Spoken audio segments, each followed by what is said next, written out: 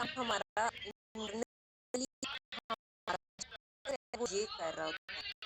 ये सारे वो जैसे आपका टॉपिक है ना, logic design and hardware control language, ये इस टॉपिक में बेसिकली वो बताते हैं इंटरनली हार्डवेयर किस तरह से काम कर रही होती है। ये जो सब्जेक्ट है ये भी एक हार्डवेयर फॉर्म में होता है, इसके अंदर डिफरेंट कंपोनेंट्स होते हैं।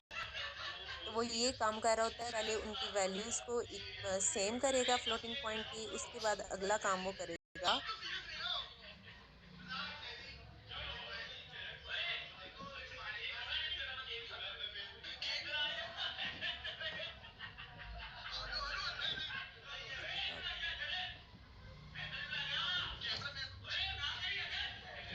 मैम ये एक्सपोनेंट और मेंटिसा वाला एक दफा फिर बता दें। अच्छा, फ्लोटिंग पॉइंट की तीन चीजें होती हैं। अब फिर मैं दोबारा से वो वाली पिक्चर शेयर करूं।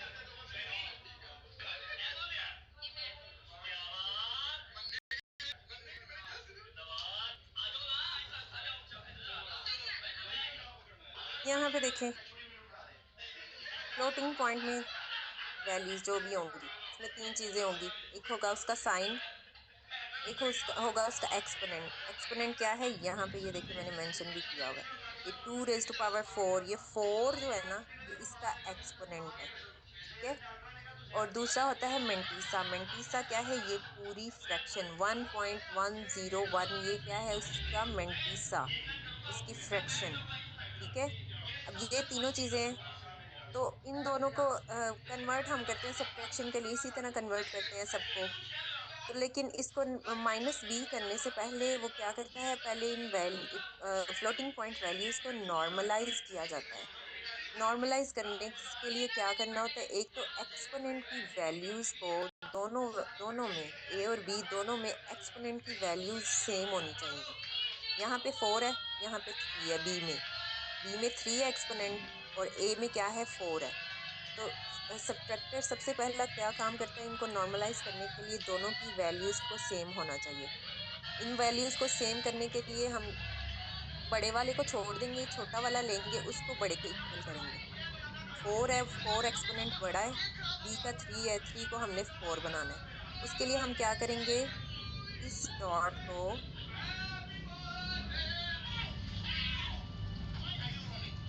ये वाला जो डॉट है इसको हम एक पॉइंट पीछे मूव करेंगे, लेफ्ट हैंड साइड पे 1 से पहले मूव कर देंगे, ठीक है। जब हम इसको 1 से पहले मूव करेंगे तो हमारा एक्सपोनेंट रेज हो जाता है वो, और उसकी वैल्यू फिर आ जाएगी ये। इसको हमने 1 से पहले मूव कर दिया तो वो वैल्यू बन गया 0.1011, और एक्सपोनेंट की वैल्यू अब हो गई है 4।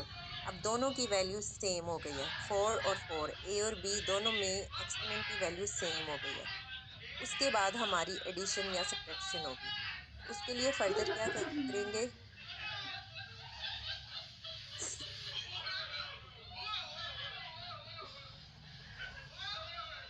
समझ आइए अब इसकी। जी मैम आ गई है। ठीक है, उसके बाद क्या करेंगे, उसके बाद 2's कॉम्प्लीमेंट लेंगे बी का, बी की जो भी वैल्यू है उसका 2's कॉम्प्लीमेंट लिया जाएगा और उसको फिर ए के अंदर ऐड कर देंगे। अब उसका जो पूरी डायग्राम है ना, वो ये आपको मैंने एक बना के दिखाई है। अगर आपको इसको क्वेश्चन आए, आप सिर्फ ये डायग्राम भी बना देना, एक्सप्लेनेशन ना दें, तो ये भी इनफ होगा कि फ्लोटिंग पॉइंट सब्ट्रैक्टर किस तरह से काम करता है। उसको सबसे पहले इनपुट दिया जाता है, एक ए का इनपुट आ गया, एक बी का इनपुट आ गया, ठीक है। उसके बाद क्या होगा, वो एक्सपोनेंट को इंटरनली एक्सपोनेंट को चेक करेगा, उसके अंदर एक हार्डवेयर है एक्सपोनेंट कंपैरेटर, ठीक है। वो कंपेयर करेगा, उसके बाद मेंटीसा को शिफ्ट करेगा। वो हमने कब शिफ्ट किया है, जब हमने पॉइंट को पीछे की तरफ मूव किया है, तो मेंटीसा ही है ना वो सारी फ्रैक्शन वो मेंटीसा है। इसको उसके अंदर एक मेंटीसा शिफ्टर है, एक्सपोनेंट कंपैरेटर है। वो ये दोनों काम करेगा, एक तो पहले कंपेयर करेगा दोनों के एक्सपोनेंट सेम है, अगर तो सेम है एज इट इज वैल्यू आगे मूव, आपका वो जो दोनों वैल्यू आगे की तरफ, अगर वो एक्सपोनेंट सेम है तो दोनों को कंपेयर करके वो जिसका भी छोटा है उसका एक्सपोनेंट उसके में फ्लोट को पीछे की तरफ मूव करेगा तो मेंटिसा जो उसका जो है एक्सपोनेंट ऑटोमेटिकली रेज हो जाएगा। ये दो काम इधर करेगा। उसके बाद क्या होगा, अगर ये इन दोनों कामों के बाद,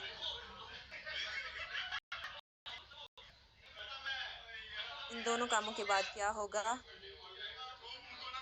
साइन देखा जाएगा कि दोनों का जो ए और दोनों वैल्यूज हैं उनका साइन अगर तो सेम है, दोनों का एडिशन है, तो दोनों को सिंपली ऐड कर दिया जाएगा। अगर एक का माइनस है तो फिर क्या होता है कि उसको सेकंड वाल उसको कन्वर्ट किया जाता है, ए माइनस बी है अगर तो ए प्लस माइनस बी किया जाता है। ठीक है, ऐसे ही ना कॉम्प्लीमेंट लिया जाता है। उसके बाद ये मेंटीसा जो भी वैल्यू है, जैसे मैंने ऊपर आपको कहा, अब वो नॉर्मलाइज होगी है, उसको ऐड या सब्ट्रैक्ट किया जाता है। उसके बाद एक होता है प्रोसेस नॉर्मलाइज करने का।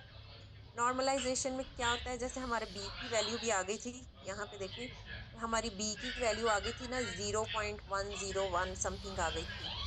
तो ये अलाउ नहीं होता, आंसर अगर 0 पॉइंट समथिंग आ जाए तो नॉर्मलाइजेशन ये काम करती है। और वो ये इसमें ज़रूरी होता है कि हमारी एमएसबी बिट, यहाँ पे देखें, एमएसबी बिट जो है वो हमेशा 1 होनी चाहिए। अगर हमारा आंसर दोनों को ऐड या सब्ट्रैक्ट करने के बाद 0 पॉइंट समथिंग आ गया है तो उसको आंसर को मेरे पास फर्दर 2000 नहीं है। नॉर्मलाइज किया जाएगा। 1000। उसमें भी अगेन ये होगा कि फ्लोट जीरो 1700 पॉइंट है वन वन उनके। वन है ना, जैसे और ये मिनाज इस एग्जाम्पल में सुबह देखें। फिदा आई है कल कहीं नहीं सी जैस वैस पता नहीं की करके आई है। बस उन्हें आपने 1000 ये मेनू पिक्चर देता भी अगर खत्म। याद कर तेरी लेना दुकान तो के उस अंदर आंसर कौन के लिए इनफ 1700। है। 1716।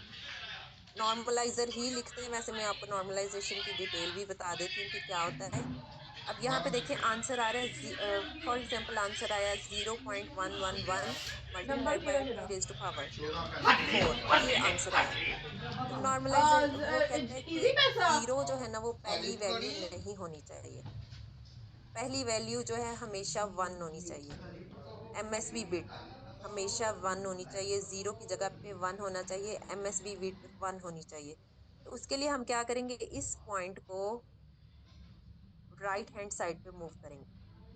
जैसे उधर हमने उनको इक्वल करने के लिए लेफ्ट में मूव किया था, इसको नॉर्मलाइज करने के लिए हम इस पॉइंट को हम क्या करेंगे, राइट हैंड साइड में मूव करेंगे। ठीक है, तो जब हम इसे राइट हैंड साइड में मूव करेंगे तो ये बन जाएगी, ये वाली वैल्यू बन जाएगी 1.111, और इसका जो एक्सपोनेंट है वो डिक्रीज हो जाएगा। ठीक है, ऑटोमेटिकली डिक्रीज हो जाता है। ये हमने फ्लोटिंग पॉइंट में हमने ये पढ़े हुए हैं, आप सबको पता होगा कि एक्सपोनेंट जो है वो फ्लोटिंग पॉइंट के मूव करने से ही कम ज्यादा होता है।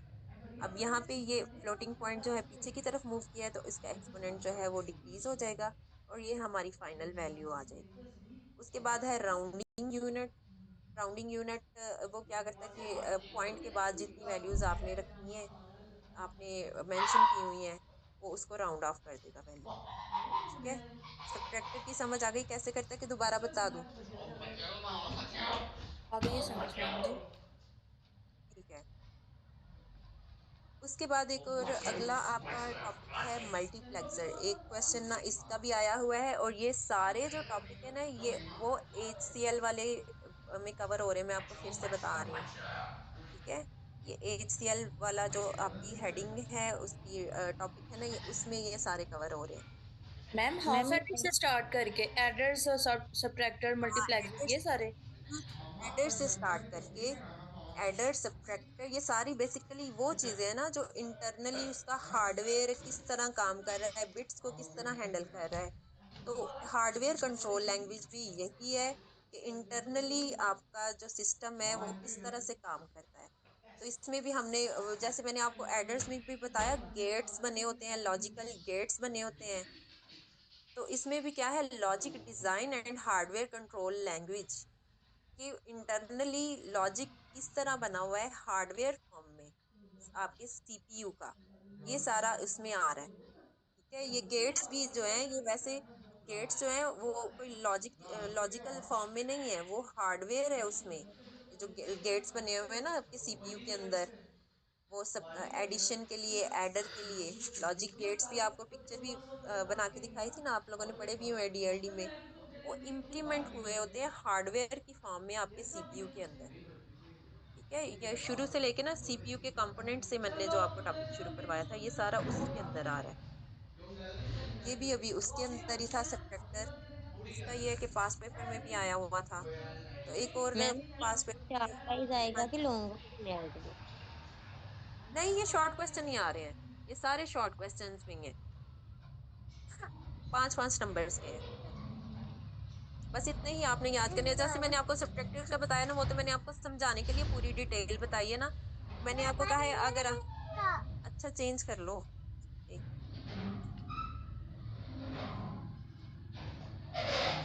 तो आप सिर्फ ये एंड वाली ये पिक्चर जो मैंने अभी आपको बताई है ना, बगैर किसी डिटेल के भी आप ये लिख दो ना, ये वाली सिर्फ इतनी ही, तो आप ये 5 नंबर का ही क्वेश्चन है। तो ये इनफ है, बाकी मैंने आपको सिर्फ अंडरस्टैंडिंग के लिए बताया। ठीक है, जी ठीक है। अगर आप पिक्चर भी बना लोगे ना, 5 शॉर्ट क्वेश्चन में ही हैं ये सारे, इसमें से लॉन्ग नहीं आ रहा, कोई भी नहीं आया। लॉन्ग आपको आएंगे प्रोग्राम्स ही आएंगे। तो एक और मल्टीप्लेक्सर है, ये भी शॉर्ट क्वेश्चन में ही आया हुआ था, ये कर लें फिर बस। अगर मुझे कोई नजर आया शॉर्ट क्वेश्चन और तो अदरवाइज प्रोग्राम्स ही करेंगे, बाकी अरेज करनी है। और कौन से थे वो, पॉइंटर्स, अरेज और पॉइंटर्स करने हैं। ठीक है, बाकी बस अगर मुझे कोई नजर आया शॉर्ट क्वेश्चन और, या आप लोगों को आया, तो फिर आप मुझे बता देना, वो हम कर लेंगे। अदरवाइज बाकी और ना बस प्रोग्राम्स ही करें। अच्छा, मल्टीप्लेक्सर का भी अगेन मैंने लिखा कुछ नहीं हुआ, मैं वैसे ही आपको बता देती हूँ। इसमें भी क्वेश्चन था कि मल्टीप्लेक्सर में मैक्सिमम, एक मिनट, क्वेश्चन शॉर्ट क्वेश्चन ये था कि सेलेक्ट इनपुट कितने होते हैं मल्टीप्लेक्सर के अंदर, और मल्टीप्लेक्सर का साइज क्या होता है, और मल्टीप्लेक्सर बस में, एक जो बस है उसमें कितने मल्टीप्लेक्सर रिक्वायर्ड होते हैं। ठीक है, तो एक सबसे पहले देखते हैं हम मल्टीप्लेक्सर होता क्या है। अब आपके सीपीयू में से, मेमोरी में से फॉर एग्जांपल वो कोई डेटा उठाता है, मम मैं तो ड्राई करावा था देना। एक आउटपुट जनरेट होता है। वो आउटपुट जो है हमने आप ही जैसे करोगे पढ़ा ड्राई। कि बस के ऊपर बैठ के जाता है। ठीक है, जो भी है, अच्छा हमारे कंट्रोल सिग्नल्स भी बस पे जाते हैं। अच्छा उस बस के ऊपर अब बस की लाइंस तो लिमिटेड है। बस की जो लाइंस हैं, फॉर एग्जांपल कहने अगर हम रियल लाइफ में बात करें, उसमें सीट्स तो लिमिटेड है, लाइंस भी लिमिटेड है, वो किस तरफ जा रही हैं। तो ये डिसाइड, ये सफाई एक करा फिर स्विच चलना। होता है मल्टीप्लेक्सर, ये डिसाइड करता है कि बस पे चलिए फिर। कौन से डाटा को रखना है। ठीक है। बस पे कौन से डाटा को रखना है, ये डिसाइड करने के लिए एक स्विच होता अच्छा है, उस स्विच को कहते हैं ठीक मल्टीप्लेक्सर। है। वो डिसाइड करता है कौन सा डाटा, 10 मिनट लगने बेटा खुद ही जान पे जाए। हो। अच्छा मैं एक,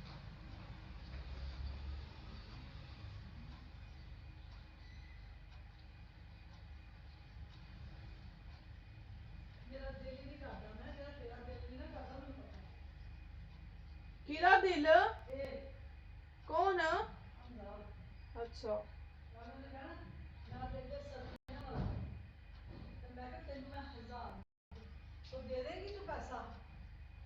अहमद नहीं पैसे ने,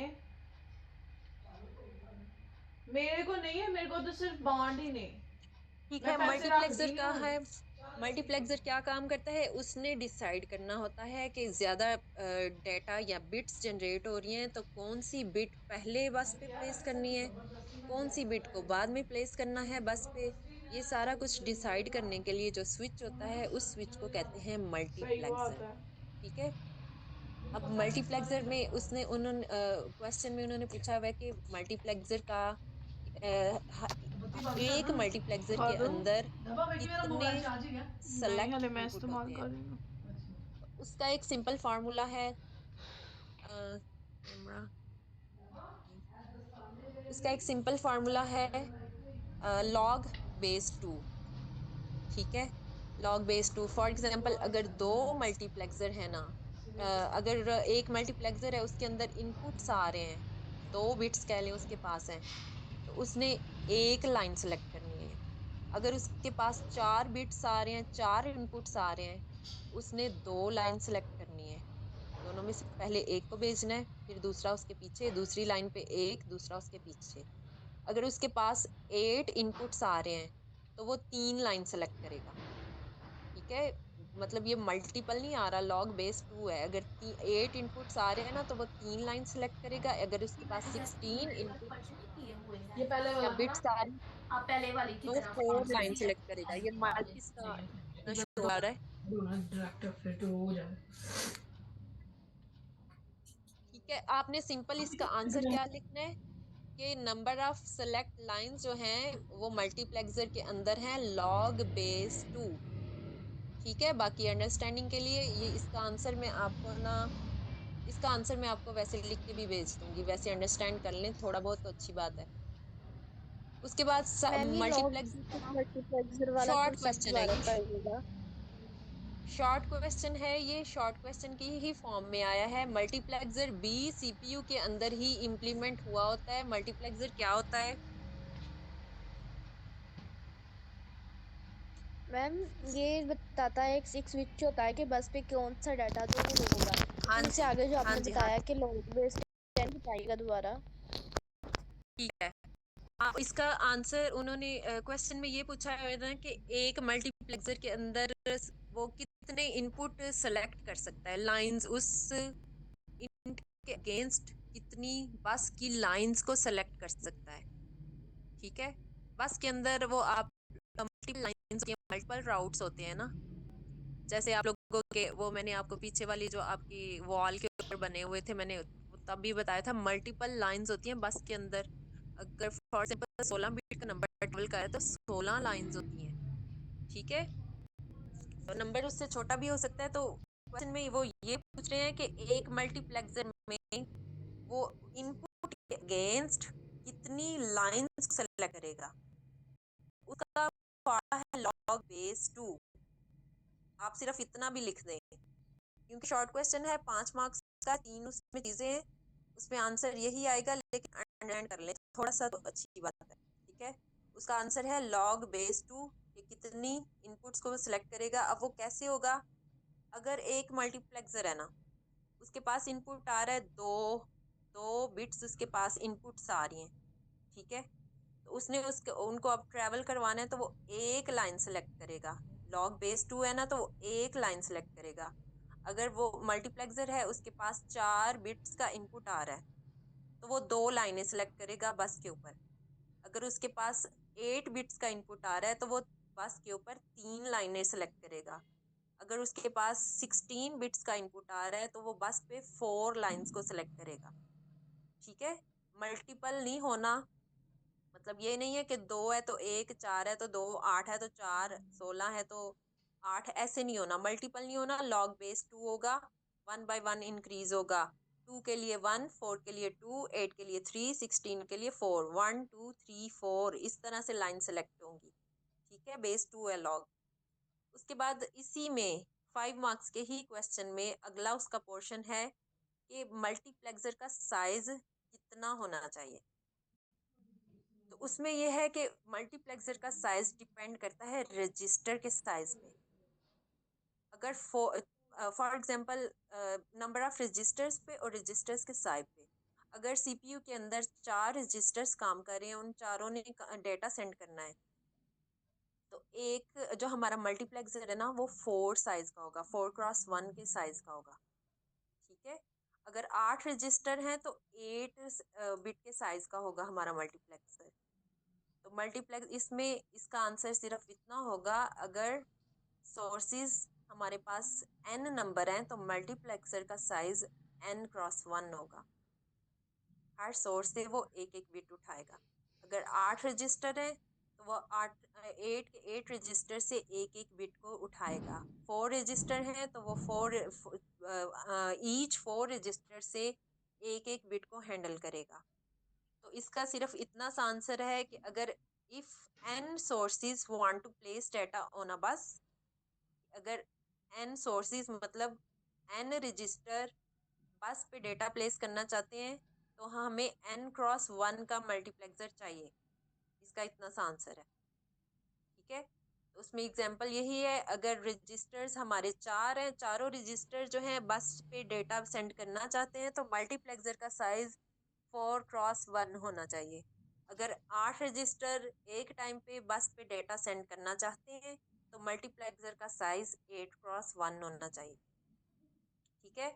और उसी के अंदर तीसरा पोर्शन है उसी शॉर्ट क्वेश्चन के अंदर कि how many multiplexers are in a bus, एक बस के अंदर कितने मल्टीप्लेक्सर्स होते हैं। तो उसमें ये आंसर है कि हर ईच बिट के लिए एक मल्टीप्लेक्सर होना चाहिए। 1 multiplexer is needed for each bit of the bus. हर बस की मतलब जितनी भी लाइंस होंगी उन सब के एंड पे एक स्विच होगा। और बस की लाइंस किस तरह डिसाइड होती हैं, अगर 16 बिट का हमारा आर्किटेक्चर है तो हमने जैसे पढ़ा होगा ना, हमारी बस कितने साइज की होगी, तो 16 बिट की है अगर हमारी बस है तो हर बिट के ऊपर एंड पे एक स्विच होगा, उस वो स्विच है मल्टीप्लेक्सर। तो जितनी हर बस के हर एक बिट के ऊपर एक एक मल्टीप्लेक्सर होगा, वही डिसाइड करेगा कि इस लाइन के ऊपर कौन सी बिट ट्रैवल करेगी। तो फाइनल इसका आंसर हो गया कि 1 multiplexer is needed for each bit of the बस। ठीक है, ये 5 नंबर का शॉर्ट क्वेश्चन था, इसके 3 पोर्शन थे, तीनों आपको मैंने बताए। किसी की समझ नहीं आई तो दोबारा पूछ लो। मैम ये HCL के अंदर जो भी टॉपिक्स आते हैं उनकी लिस्ट भेज दें, टॉपिक नेम।